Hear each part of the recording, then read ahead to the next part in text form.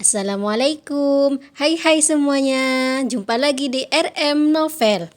Jangan lupa ya, like, comment, subscribe, enjoy your reading. Son of My Life, SPP, Season 3, Chapter 88, Juragan Jamu Kena Palak. Para istri telah sedari pagi keluar rumah. Agenda mereka tak lain shopping. Baru setelahnya relaksasi dengan melakukan perawatan tubuh. Perawatan tubuh itu tentu untuk suami-suami mereka. Anak-anak serta urusan rumah menjadi tugas suami sementara waktu. Tidak mau kalah akal, Hasan memanfaatkan jasa bersih-bersih rumah yang siap panggil. Ia bahkan berbagi ilmunya pada yang lain. Terima kasih, ucap Hasan. Sama-sama, semoga Bapak puas dengan kerja kami dan kembali memanggil kami. Balas salah satu dari mereka. Sangat puas, insya Allah lain kali pasti saya akan menggunakan jasa ibu, timpal Hasan. Sesaat setelah kepergian mobil van warna silver berjalan santai, Hasan memasuki rumah kembali. Puas ia akan hasil dari 4 orang tersebut. Bertambah puas lantaran ia tidak bercucuran keringat menghabiskan tenaga. Kok mau dia kali sama wanita, gumamnya sambil menaiki tangga kembali ke kamar untuk bersiap-siap. Saatnya siap-siap, gumamnya lagi mendorong pintu kamar mandi. Setengah jam berlalu, terlihat laki-laki itu telah rapi dengan gaya kasualnya. Itu berkat Naura tak lain. Setelah menyambar dompet, ponsel, serta kunci mobil, laki-laki itu bersegera meninggalkan rumah. Biarlah untuk sementara waktu, rumah senyap tak berpenghuni. Sembari menyetir, ia menghubungi Ilham, sekedar memastikan apakah laki-laki itu telah meluncur ataukah masih bersiap-siap. Sudah mas, ini dalam perjalanan, jawab Ilham, lalu memutuskan panggilan. Berikutnya, Hasan menghubungi Ilyas. Syukurlah laki-laki itu juga telah dalam perjalanan. Tinggal Andik seorang yang tak dihubungi. Hasan sengaja menyampingkan, berniat akan menghubungi laki-laki itu setelah sampai di tempat tujuan. Lebih dulu, Ilham sampai. Dengan berkendara mobil yang baru dibeli beberapa bulan yang lalu, ia bawa serta Amirah dan Alfan. Tidak mungkin 2 anaknya ditinggal di rumah. Toh, itu juga termasuk bunyi dari kompensasi serta peraturan dari istri solehahnya. Ayah, kenapa mama gak ikut? Sebenarnya mama keluar kemana kok lama? Cerca Amirah, mulai kritis seiring bertambahnya usia. Sayang, mama lagi ngumpul-ngumpul sama temannya, jawab Ilham. Terus ayah ngumpul-ngumpul juga. Hari apakah ini ya? Apa semacam hari Valentine gitu? Timpal Amirah, bertambah lebar pertanyaan yang diajukan. Sungguh, Ilham geram mendapat cercaan pertanyaan.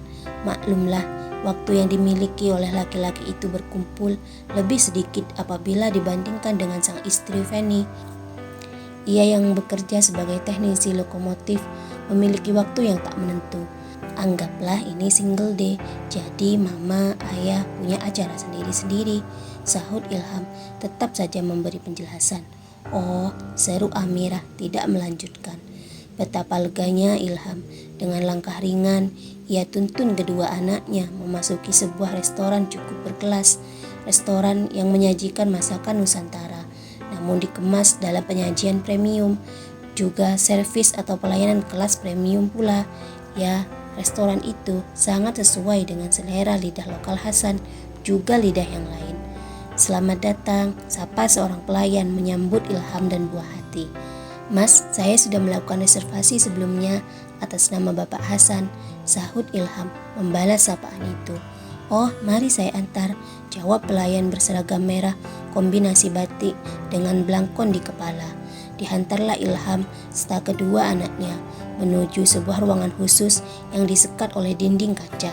Sepertinya kaca itu sejenis kaca one way, di mana pengunjung yang di luar ruangan tak bisa melihat ke dalam. Berbeda dengan yang di dalam, bebas mengamati. Apakah Anda mau langsung pesan makanan? Tanya pelayan itu lagi. Terima kasih, saya nunggu yang lain dulu, jawab Ilham menolak. Di luar sana, tepatnya di tempat parkir, Hasan telah tiba. Berselang semenit mungkin dengan kedatangan Ilyas yang juga membawa putra semata wayangnya yang masih berusia 4 tahun, Ashfaq Fuadi. Abi, panggil Ashfaq yang terbiasa memanggil Hasan demikian. "Loh, jagoan Abi," sahut Hasan penuh senyum.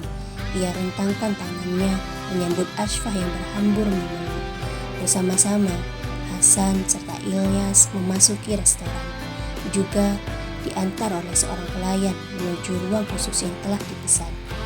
"Ashfah!" teriak Alvan. Ashfah sendiri langsung memberontak turun dari gendongan Hasan. Berkumpullah anak Ilham serta Ilyas, di mana Amirah bertindak menjadi pendamping mereka. Sementara ayah-ayah muda itu terlarut akan dunia mereka sendiri. "Angga mana?" tanya Hasan. "Loh, emang gak dihubungi sama Mas?" timpal Ilyas.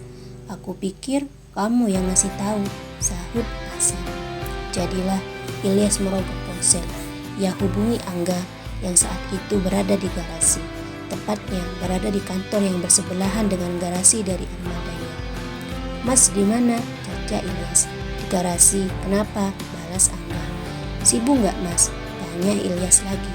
Dibilang sibuk, ya nggak sibuk juga. "Kenapa?" sahut Angga sekaligus bertanya. "Kesini Mas, kita lagi ngumpul, nagih janji Andi," ungkap Ilyas. "Kebetulan istriku pagi tadi dijemput sama Mbak Naura," ujar Angga. Setelah memberitahu di restoran mana mereka berkumpul, Angga secepat kilat meninggalkan ruang kerjanya. Dengan berkendara motor, laki-laki itu melesat menuju restoran di mana yang lain telah menunggu. Terakhir yang dihubungi tak lain adalah Andi. Di rumah, laki-laki itu merasa telah selamat dari todongan Hasan. Lantaran tak ada kabar lebih lanjut, berpikir mungkin Hasan memiliki kesibukan sehingga acara batal begitu saja. Sayang, itu hanyalah dugaan Andi saja, karena mendadak ponselnya berdering. "Mas," seru Andi, hilang muka senangnya. "Iya Mas," ucap Andi menerima panggilan. "Dik, ini yang lain sudah pada ngumpul, tinggal kamu," desak Hasan. "Duh, gimana ya Mas, ini rumah sepi, Hanis gak ada, Yusuf sama Ai," kata Andi membuat alasan. Namun Hasan langsung memotongnya sebelum laki-laki itu menyelesaikan perkataan. "Bawa Yusuf sama Aisyah, di sini ada Ashfah sama Alvan," terang Hasan. Mulut Andi berhasil dibungkam. Hanya kata "iya" lemah terdengar. Berikutnya Hasan tutup sambungan. Tak lupa ia memberitahu di restoran mana mereka berkumpul. Andi bersegera memanggil kedua anaknya, dan sebelum pergi, lebih dulu ia mengganti pakaian mereka. "Nah, sekarang ayo kita berangkat," serunya setelah memastikan penampilan kedua anaknya rapi, layak untuk pergi. Di restoran, anak-anak mulai merasa bosan. Mereka, terkecuali Amirah, mulai merajuk pada ayah mereka, meminta beli ini dan itu. "Anak-anak mau pesan apa? Abi panggil pelayan dulu ya," seru Hasan. Dengan sambungan telepon duduk, Hasan meminta pelayan datang. Dan hanya dalam hitungan detik, seorang pelayan datang membawa buku menu. Hampir bersamaan dengan kemunculan Angga. "Ayo, kalian pilih yang mana yang mau dipesan," tegur Hasan memberi isyarat supaya mereka datang. Berlari, kedua bocah itu berhambur datang. Bersama-sama, mereka bising menentukan menu dessert yang menggugah selera. "Aku mau yang ini Abi," tunjuk Ashfah. Oke, ini buat ngemilnya, makannya," sahut Hasan. "Abi, aku ini," sambung Alvan. "Oh, Alvan yang ini. Amirah, sini nak," timpal Hasan memanggil Amirah. Di samping mereka, pelayan sibuk mencatat pesanan. Dan tepat saat itu muncul Andi dengan dua anaknya. Lihat teman-teman mereka berkumpul, maksudnya Alvan serta Ashfah, Yusuf berlari, disusul oleh sang adik Aisyah, bocah paling muda, masih berusia 3 tahun. Lengkap sudah acara kumpul bersama ala ayah-ayah muda dalam rangka memeras Andi, si juragan jamu. Senyum seringai dipertontonkan oleh mereka, terkecuali Andi. Waspada akan akal-akalan yang dipasang. Khawatir masih ada lagi setelah tadi drama memesan makan siang yang seperti jamuan di acara resepsi pernikahan. "Dik, sudah siap kan?" hardik Ilham. "Gampang, kalau kurang kan ada ATM sukarela di sini," jawabnya melirik ke Hasan. "Kenapa malah tertuju ke Mas? Emangnya Mas ini gudang uang?" sanggah Hasan langsung peka pada lirikan tak menyenangkan tadi. Ya, kan yang paling beruang di sini Mas, dosen di kampus bergengsi dengan gaji yang gak usah ditanya. Sek jadi bos, istri berduit, sergap Andi memasang muka melas. Dirimu kan juga dosen, Di. Istri mengelola apotek plus herbal, racikan suami sendiri. Ojo diilang noiku, bantah Hasan. Ya ndak sebanding lah Mas, sahut Andi membuat pembelaan. Itu Angga juga beruang, bos jasa travel yang sukses, istri juga berduit, buka sekolah sama agensi model, sanggah Hasan. Dibandingin sama Mas Hasan, ya kalah jauh. Apalagi uang saya habis ini buat beli apartemen, beli perabotan sama buat bulan madu. Timpal Angga tidak kalah sambatan dari Andi. Untuk kali ini, Mas gak bisa ringan tangan. Kan sudah kesepakatan, Dik, kamu bakal traktir kita, sambung Hasan. Tak apalah Mas, ada ATM sukarela kedua, sambung Andi. Kali ini melirik ke Ilham yang dirasa paling mapan di antara mereka. Sontak Ilham menunjuk dirinya sendiri, lalu mulutnya tak kalah sambatan. Halah Ham, gak usah sok kecil kamu, gajimu per bulan di atas 10. Mana penghasilan dari laundry, toko swalayan, kiriman dari kampung lagi tiap panen. Timpal Ilyas akan sambatan Ilham. Kiriman dari kampung, seru Angga tidak mengerti. Iya Mas, sama abahnya sudah dibagi-bagi itu warisannya. Punya Ilham, ini sawahnya dipercayakan ke orang. Dia tinggal nerima rekapan hasil sama biaya saja, ungkap Ilyas memperjelas. Nah tuh, ojo akan sambatmu timbang syukurmu, celetuk Hasan memberi petua. Leres Mas, balas Ilham menganggukkan kepala. Bab sambatan terhenti. Itu lantaran apa yang mereka pesan telah datang. Anak-anaklah yang antusias. Mereka berhambur seakan tidak kebagian saja. Loh, hayo duduk sing anteng, kayak Kak Amira itu, tegur Hasan. Sayang tidak dihiraukan. Tetap saja mereka berebut agar pesanan masing-masing didahulukan. Pesanan telah tersaji memenuhi meja makan yang dikonsep lesehan layaknya restoran Jepang. Terdapat 2 kubu di ruangan itu. Kubu kiri tak lain kumpulan anak-anak mereka yang dijaga oleh Amira. Kubu sebelah kanan tak lain ayah-ayah mereka. Kedua kubu terhanyut akan dunia mereka masing-masing. Para ayah lupa diri, menyantap makan siang sembari membahas istri-istri solehah mereka. Aku yakin pasti surat itu idenya Mbak Naura, seru Ilyas. Iya, bahkan sesepuh mereka, tumbuh Ilham. Hanyalah Angga yang nampak kebingungan saat pembahasan kompensasi serta peraturan diperdebatkan. Emang kalian dibegitukan sama istri-istri kalian? Celetuknya. Alhasil, semua pasang mata mengarah padanya. Angga tersipu mendapati serbuan tatapan. Aku nggak dapat, ungkapnya melempar senyum. Tapi katamu Mbak Lucy dijemput sama istriku, ujar Hasan mewakili yang lain. Iya Mas, tapi nggak ada surat dilayangkan ke aku, terang Angga. Wah, enak dirimu gak dipalak, sahut Hasan. Tiba-tiba terbayang Naura yang sedang sibuk shopping ria.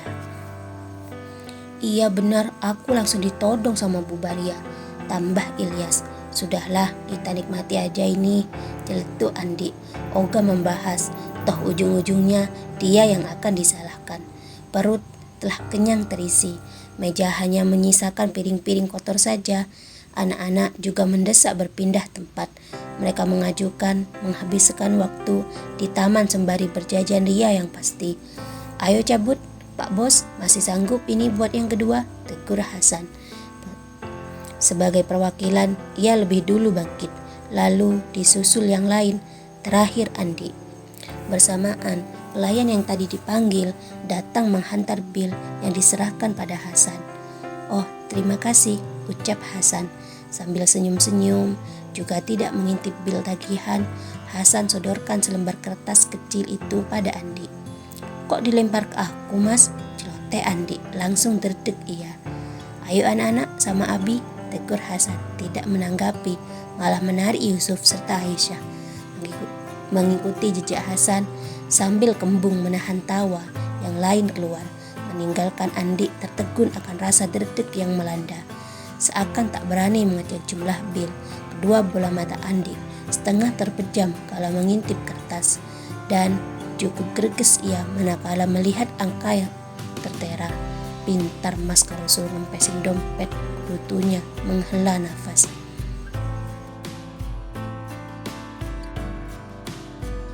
Sekian cerita dari episode hari ini. Terima kasih. Jangan lupa like, comment, share, serta subscribe. Tunggu ya episode selanjutnya.